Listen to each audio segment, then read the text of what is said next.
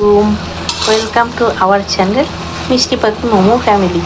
আজকে আম্মু এই যে বাজার থেকে এক ধরনের শাক নিয়ে এসেছে। এগুলোকে চাম ঘাস পাতা বলে থাকে। এই পাতাটাকে সিদ্ধ করে নিচ্ছে আম্মু, এরপর এটার ভর্তা বানাবে। এটা ভর্তা খেতে দারুণ সুস্বাদু। দেখতে থাকুন আম্মু কীভাবে ভর্তাটা বানায়। একেবারে শুকনা করে ভাজা হয়ে গেছে, একটুকু পানি অবশিষ্ট নেই। এখন আমি এর মধ্যে অল্প একটু সয়াবিন তেল দিয়ে দিই। এই যে সামান্য পরিমাণ সয়াবিন তেল দিয়েছি। পাতাটাকে এখন ভেজে নিব। এগুলো ভাজা হয়ে গেছে। রসুন, শুকনো মরিচ আর লবণ দিয়ে যে বাটে নিলাম ভর্তাটা। কালো জিরা রাখা হয়েছে, এই যে কালো জিরা দিয়ে দিচ্ছি। আর কালো জিরা বাটলাম লবণ দিয়ে, ওর মধ্যে যে পাতাটা দিয়ে দিচ্ছি। এগুলোকে একটু সামান্য তেলে ভেজে নিচ্ছি। ভাজা পেঁয়াজটা দিয়ে আম্মু বেটে নিচ্ছে।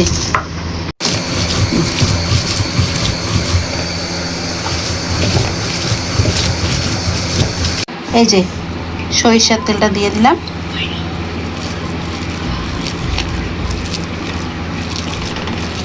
ভর্তাটা দেখতে খুবই লোভনীয় লাগছে। আপনাদের কাছে কেমন লাগছে অবশ্যই জানাবেন।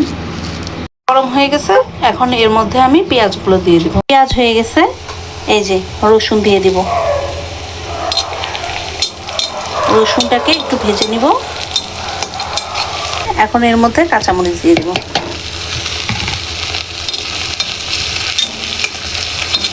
একটু নেড়ে চেড়ে নেব। এখন এর মধ্যে এই যে শুটকি আম্মু কেটে রেখেছিল, শুটকিটা দিয়ে দিব।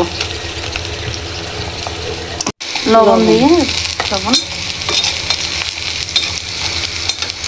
সামান্য মশলা ধোয়া বানিয়ে দেওয়া হয়েছে। এখন এর মধ্যে মরিচের গুঁড়া দিয়ে দিবে। মরিচের গুঁড়া, সামান্য মশলা অ্যাড করলো। এখানে আমাদের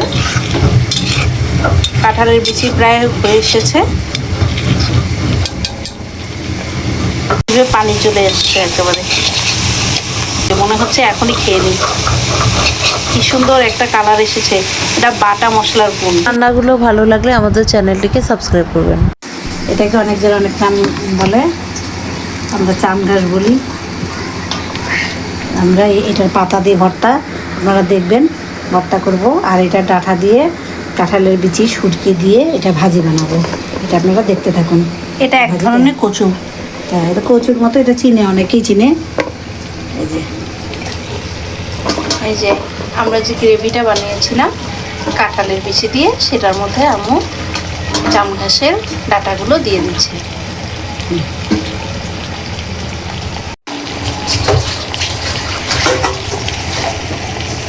আম্মু পানি দিয়ে দিল।